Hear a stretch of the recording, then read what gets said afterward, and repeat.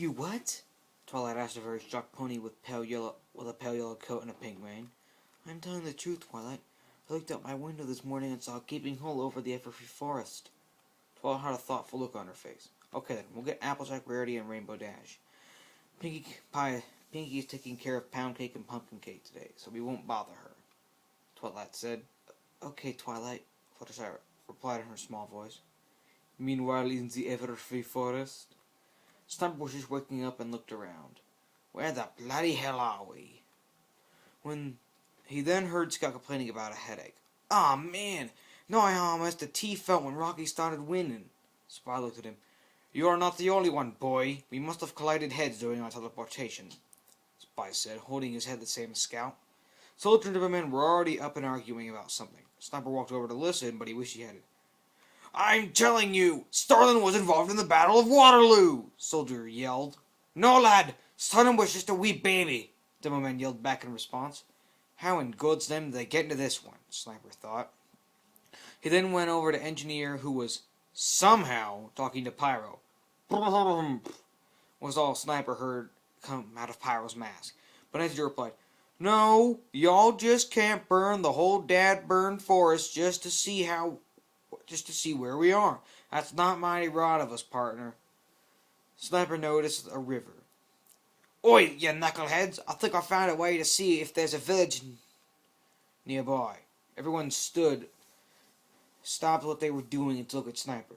In my years of survival in the outback, there's one thing I know. If you find a river, follow the current and you should find wildlife. Wildlife could be our source of food, and maybe we'll find civilization. Everyone gave Sniper a blank stare at first, but then Engineer broke the silence. He's right. If anyone knows anything about the wild, Sniper does. Everyone nodded in agreement. Then let's get going. Lead the way, Sniper. Sniper nodded and led the team down the river, following the current. Sure, let's trust the Bushmen with our lives, Spy whispered, but Sniper's ears were as good as his eyes. I heard that, wanky. Spy immediately looked down and said, Lead the way. As the red team got to the clearing, their hopes started to rise when they began to see what looked like a small town. Well, Sniper, looks like you were right, Scott admitted. You just now noticed? Sniper jokingly asked. Then out of nowhere, a soldier and Timberman's argument started up.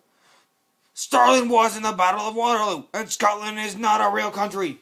Soldier yelled in Timberman's face. No, and yes, the Parliament of Scotland be real, and you be warned. If you don't stop, they'll have to glue you back together in hell.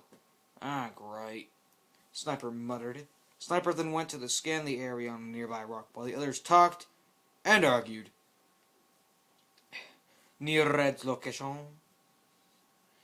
Darling, tell me again why you asked for our help, Rarity asked. Because Fluttershy said she saw something strange happen at the everfree forest, so I agreed for us to check it out. Well, whatever it is, it better be small, because I gotta practice more for the Wonderbolts, Rainbow Dash said anxiously. Just hold on there, Sugar Cube, Applejack said. Don't y'all ever want to stop that darn training? Applejack asked Rainbow Dash. Of course not, Rainbow Dash replied as if she were asked to hurt some pony. Practice makes perfect, so I practice every second I can. Meanwhile, while Applejack and Rainbow Dash were arguing, Fluttershy was talking to Twilight. Twilight, do you think whatever we're looking for will be friendly? Fluttershy asked timidly. I'm sure they will. Don't worry about it, Twilight replied, trying to calm down a still nervous Fluttershy. What in Celestia's name is that? Rarity said. In the distance, they could hear a voice screaming, Scotland is not a real country! What the heck is Scotland? Rainbow Dash blurted out. Let's get closer and investigate, Twilight said. The fine pony had gone into the area of tall grass. Twilight pushed some aside with her hoof to get a view of the voices, as the other ponies did the same. What they saw filled them with curiosity and fear. Twilight was carrying a book with her about rare creatures, but these non-creatures she saw were nothing in there anywhere. She dropped the book in shock, and the wind, somehow strong enough to blow the book away from her, blew it away. But she didn't notice because she had her eyes on the 9 creatures. They were all dressed in unique red and black clothing, as Rarity whispered. and they were all walking on two legs. One was short, stocky, and wearing a hard hat with a pair of goggles. He was looking at what Twilight figured was a blueprint. The one he was talking to was the creepiest of the ponies. Fluttershy had her eyes covered mostly. The man is in the hard hat was talking to was wearing some kind of mask and a full red jumpsuit. When whatever gender it was spoke, nothing came out but the ponies went left to right to look at each other. There was one wearing a helmet that covered his eyes with odd, round, shaped objects on his belt, or he wore around his chest. He was then arguing with a creature that skin was darker than the others. He had an eye patch and even more round objects on his belt. He had one with the helmet. And there was one that Rarity looked at and said, "He looks charming, whatever he is." The others looked at who she was talking about. The male creature, they figured out that they were all male, except for the one in the mask because they couldn't see its face, was wearing a mask that covered all his face except for his eyes and mouth. He was also wearing a red suit. He was talking to the creature that looked like them, but was younger and more energetic. He was wearing a cap with an earpiece, as she heard the man in the red suit say during their conversation. Then they were shocked as they saw the size of the next creature. He was a living giant that was bald with huge hands and even bigger belly.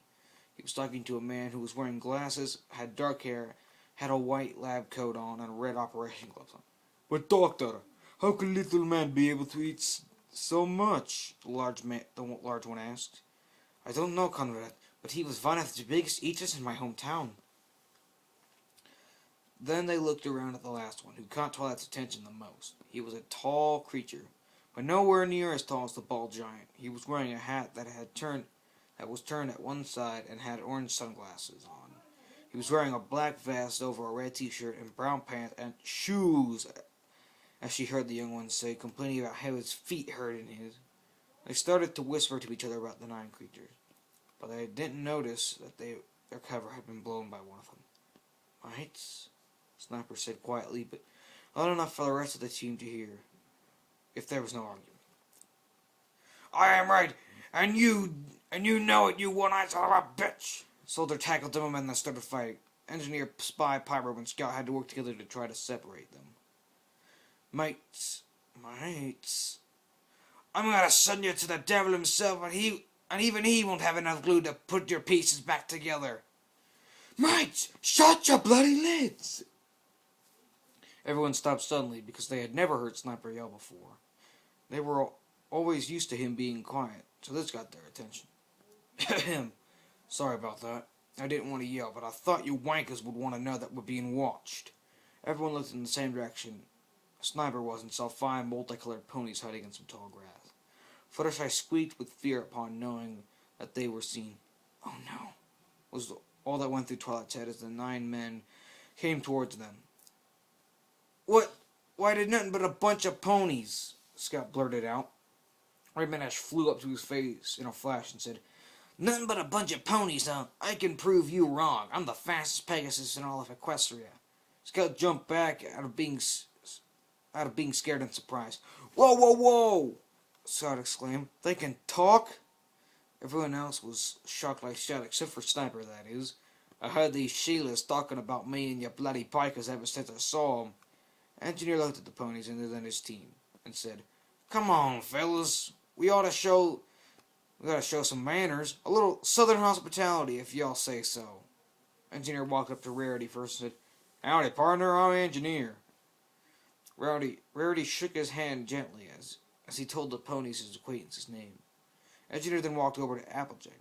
"Howdy, partner," Applejack said. Engineer felt happy to have anything, even a pony, talk in a Texan accent. Engineer and Applejack shook hoof and hand, which were both shaking vigorously. "Obviously, that's how they shake hands in Texas," Scout muttered. After Engineer introduced himself to the ponies, he introduced his team. A little pipsqueak," Engineer pointed at Scout, who was having a staring contest with Rainbow Dash, "is Scout.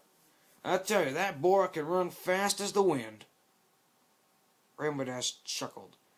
"I'd like to see that. I still bet he isn't as fast as me." Scout looked at Dash and said, "You want to race?" Rainbow Dash and Scout looked like they were about to make a break for it, but Engineer stopped them in the nick of time. We don't need that sort of thing right now. Engineer then moved toward Heavy. And this big guy here is Heavy, he said. He look a bit big and dangerous, which he is if he needs to be, but he really is a gentle giant, so y'all don't have to be scared of him. Engineer nodded and said with a loud voice. And Heavy nodded and said with a loud voice, Heavy is friend to all, especially little tiny ponies. Medic moved from behind Heavy. I am the medic. I heal my teammates and help them with the medical problems. Bar then walked up to Rarity, and the others had no idea why. Picked up one of her hooves and kissed it. I am the spine, my cherry. Rarity blushed. Never before had she met any creature, or any pony for that matter, with such grace and manners. Engineer just shook his head. This here soldier, he's got anger issues sometimes, but he's a good fella. Soldier stood at attention and saluted his ponies while saying, "Ooh, rah!" Engineer gave Soldier a small salute back in return and then returned to his business. This here's one of my best friends, Pyro. Engineer noticed that the ponies looked scared of Pyro. Don't y'all worry, he ain't gonna do nothing to you. He's as nice as any person around here. Pyro waved with a which sounded like, pleased to meet you. Engineer then moved on to Demo Man. This here's, Oi! Me bottle of scrumpy be empty. What will I do with myself now? Engineer scowled at Demo Man for interrupting him. This here's Demo Man. Demo Man responded with a loud burp and by beating his chest twice. Engineer then moved to the last in line. Sniper, who was still scanning the area on the rock. This is Sniper. Hey! You wouldn't believe the good pair of eyes and ears he's got. But he's a loner. Spy seems to be the only one who he talks to. Sniper got off the rock and walked toward the ponies. Twilight looked at Sniper with interest because he seemed like one with great senses. Something that Princess Celestia would approve of. Good day, Sheilas, so that Sniper said. Hello there, Sniper. Twilight blurted out for some reason which made her blush a little. Engineer was happy knowing that his team could make peaceful introduction of themselves.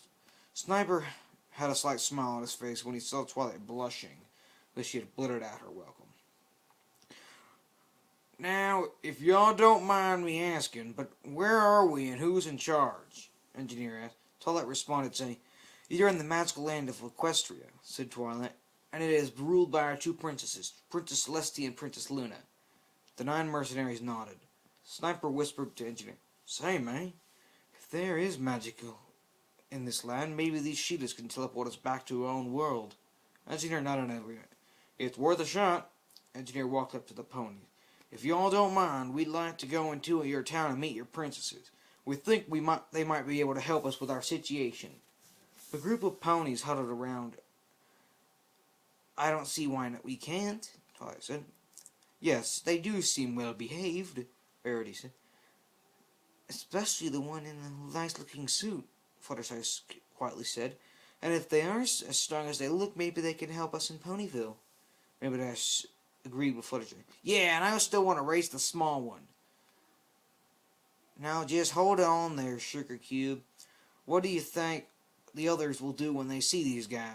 Twilight sighed. Well, Applejack, there's no other way to find out for sure.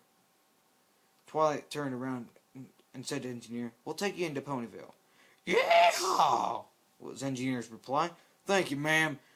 We'll explain our situation to you on the way. As everyone started to walk towards Ponyville, Twilight noticed that Sniper wasn't walking with them. You coming? Twilight asked while walking towards Sniper.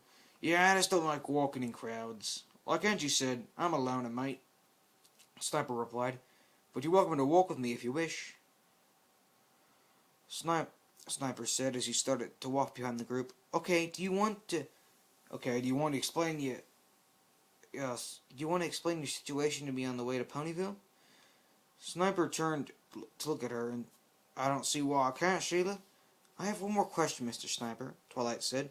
And what would that be, mate? Twilight seemed a little embarrassed to ask this, but she did anyway. What do you call me and my friend Sheila's? Sniper laughed as he answered that question and more.